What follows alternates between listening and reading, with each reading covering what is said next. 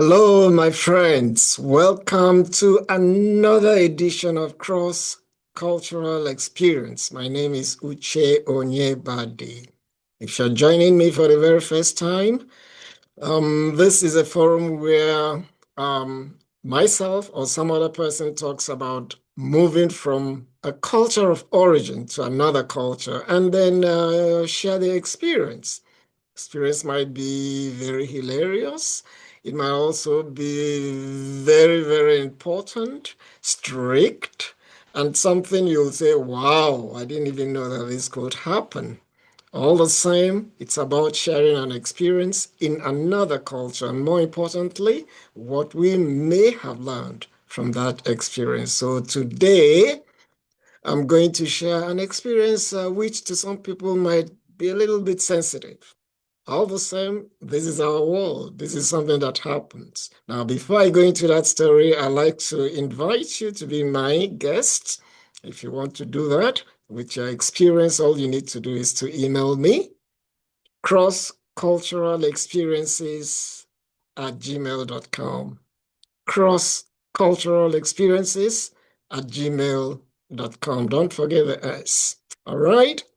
Let's go into action. Now, this experience I'm going to share with you today happened long, long time ago, but it's an experience that is still relevant today, and you'll find out why. And so that was I think that was my first time in the United States, and I came here, and my tour guide, Ron Francis. That's the name. We were in San Francisco driving down the street. And as we were driving, he just whispered to me, he's an African American. Hey, see those guys, see those men, see those men. I said, what's wrong? Who are they? He said, aren't you seeing them? I said, I see so many people. Who are you referring to? Now, he pointed out to two men walking down the street of in San Francisco, and they were just holding hands, one shoulder on another. I said, I don't see anything strange. He looked at me like, where are you coming from? I said, I don't see anything strange. He said, you don't? This is a gay man. I said, gay man? What does that mean? He looked at me again. So, what do you mean? You don't know about gay? I said, I have no idea. Because in Nigeria, it's actually a sign of friendship. Okay, at least in Nigeria of those days. Sign of friendship that you can hold hands, with your fellow young man and you're walking down the streets. And you could see two women also doing the same. So it was no big deal. So what are you talking about? Then he went into this gay thing, trying to explain to me, which didn't actually make sense to me. Trying to explain to me, gay this, gay that, in a tone that suggested that they are outliers in society, that they were doing something unusual. I mean, it still didn't make sense to me. I said, okay. I asked him a question. Now that you're talking in this kind of tone about those two people you call gay men, do you know the meaning of gay? It's an English word. And he said, he looked at me, I said, yeah, the meaning of gay is happy. Yes, he looked at me and I said, so why are you so sad that they're happy? What's wrong with you, Ron Francis? He was totally confused. I said, yeah, gay means happy. And these two people walking down the streets, you call them gay. So they're happy. What is your problem? In fact, I am not worried about them as much as I'm worried about you. Why are you sad that some people are happy? In fact, I reminded him that in those days we used to have this perfume called Lady Gay in Nigeria. Oh, we all loved it. It was smelling so nice all over. Lady Gay. So it didn't make sense to him what I was saying. Neither what was he saying making sense to me. So we kept driving. Okay. Now, I was visiting quite a number of cities in the United States. Now, fast forward, we go to, I think it was in Atlanta, and we were driving again. And then I just looked at one of the buildings.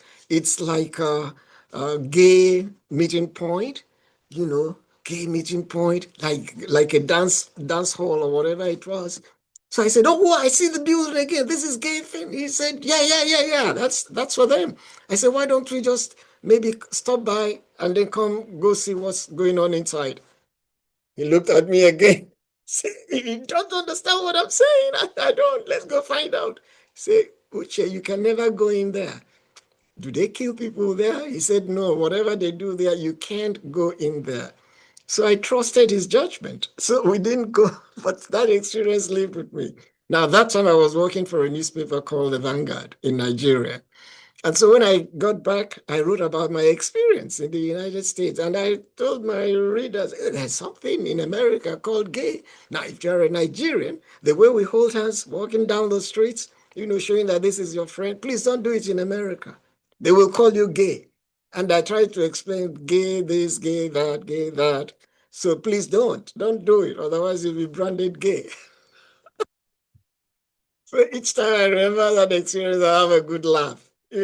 How Ron Francis was trying to tell me about gay people. And I was trying to tell him that gay means happy and wondering why he was so sad that some people are happy. Anyway, okay. Fast forward to so many years later. Now I was a graduate student at the University of Missouri, and I was teaching a class, as the as the professor of record. So one of the things we were supposed to do is to assign students to do projects that were outside their comfort zones. Journalism students, you must do a project that was outside your comfort zone. So I assigned people. I remember assigning one of the, Caucasian ladies in my class to go do a story about Black churches. So you had to attend a Black church, and then come write about your experience. But the one that is relevant to what I'm saying is that was the case of another young lady. She was Catholic, and I think of very, conservative, rich parents. And then I assigned her, "Oh, in your case, you have to go look for a lesbian or gay, if you like, who is a student and who is a lady. Follow the student around for one day and just write your experience." And she looked at me and say, "Gay?" I say, "Yeah, why not? This experience, the project is supposed to be that you go outside your comfort zone." Then she asked me, "So where will I find one?" I said, "Are you asking me?" "I don't know. Aren't you a journalist? Go look for them." "No, no, no, no. Where will I find?" I said, "Nobody you're a Catholic. Do you carry a placard saying I am a Catholic?" She said, "No." I said, "Nobody carries a placard to say I'm gay. So you go do your investigation. You're a journalist. Go ahead and find out and then do your report." And say, but she talked about her religion and her upbringing. I said, "Look, you are training to be a journalist. So assuming you're going to do a story about the governor of a state, and that governor happens to be gay or lesbian, are you not going to interview the person because of your Christian Catholic background? Remember, this is mass communication. You are communicating to mass audience. You have all sorts of people, as members of your audience, reading audience. So you have to go." So she reluctantly left. And you know what? When she came back with the report, she too was surprised, just as I was, because she enjoyed the experience. Meeting, number one, she found a gay student. Number two, she said, "I didn't know that these are like," I'm not saying exactly what she said, but it was like, "I didn't know that gay people are like that. You can relate to them. There was nothing wrong." I said, "Yeah, did she gobble you up? Did she eat you up like a lion in some, zoo or whatever, or in the wild?" She said, "No, she was actually a very splendid young lady." And that they even became friends after the project. I said, "Aha, and that is journalism for you." When you move from one culture to another, you're going to experience certain things, and you don't go with preconceived notions about whatever it is. And you don't have to be like whoever you're talking to. You don't have to be. You can have your own things, your own ideas, your whatever it is, but go do your job. So your religion, for instance, should not stand in the way for you to be a good journalist.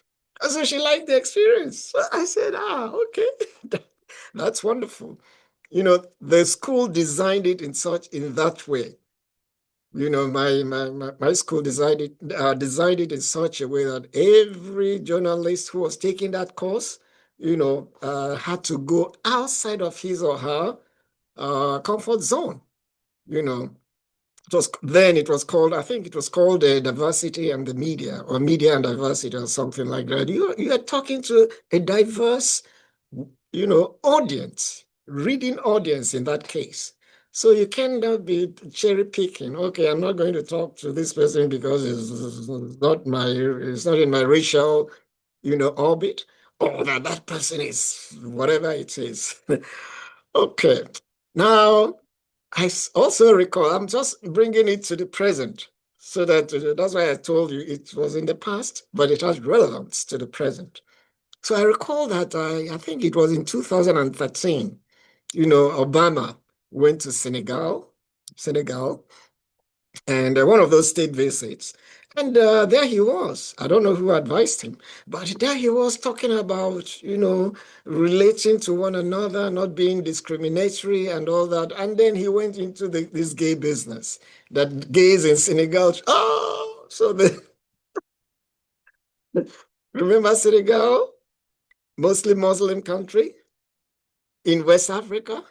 So after he finished, I recall, I think it was President Macky Sall of Senegal that got up and they made his speech almost in a non-diplomatic way, telling the president, that idea is not what we practice here. Maybe it's relevant to you in the United States. Don't come preaching. Don't come preaching about that here.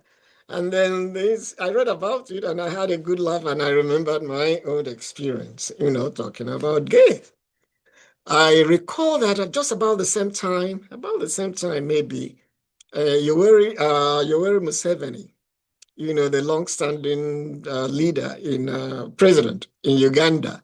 The West, they were just bothering him, oh, gay people, because they had very draconian laws against gays. I think the laws are still there today. And then they were from the West, we're going to cut off aid. And Museveni, sorry, talks in a very blunt way. He said, okay, Americans, British people, if you so much like the gay people, why don't you give them passports and visas to relocate to Britain and the United States? They will be happy to leave. Why are you insisting that they should be here? Our culture does not tolerate, that kind of behavior. So if you want them, instead of making all the noises in this world, give them visas. They will go relocate. They will be happy to join you. I wouldn't want to tell you what Robert Mugabe, the late president in Zimbabwe, talked about people of the same sexual orientation. He didn't really is on very unprintable words. He said he didn't even want to hear anything gay and all that stuff. So I remember how my student, went, talked to a lesbian and they even became friends, not minding a religious background. Uh, in recent times, having lived in the US, I can say if I'm counting, you know, my my friends, very close friends on my fingertips, there's one of them who is also a professional friend who is gay. This guy is a total gentleman. When I tell you a total gentleman, very ethical, very professional. In fact, he has won some international awards because of what he does. He is, I don't know how else I will describe him. You can rely on him. Very truthful. You knew where you stood with him. And he has very brilliant, good leadership qualities. And he's remained my friend till today. We don't even talk about being gay or not being gay. So it's always nice, to experience something that goes on in another culture. Maybe initially You will not like it, the experience, but maybe when you live in that environment for some time, you begin to, it may not be one of them, but you will begin to appreciate who they are and what they do, which comes to the essence of this forum, cross-cultural experience.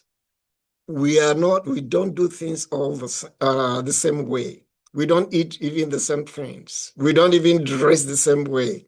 But when you cross cultures, you have an obligation. You know, as they say, when you go to Rome, behave like Romans. Now, when you go back to where you are king, then that's fine. You can do whatever it is you want there. Okay, so that was my experience going to San Francisco, going to Atlanta, meeting with gay people, and then having my student cross go outside of our comfort zone to do a project, class project. And she did very, very brilliantly, I can tell you. And they remained friends. Okay. Now, if you have an experience and you want to share with me and then the audience that follow this program, all you need to do is to email me. And the email address is crossculturalexperience@gmail.com. Crossculturalexperience@gmail.com. So I'll come your way again, either about me or some other experience. And like I said, if you want to join us, now you know the email address. I'll repeat it one more time before I sign off. Cross-cultural experiences. Cross-cultural experiences at gmail.com. All right. Wherever you are and whatever you are doing, you stay blessed and be safe. Bye for now.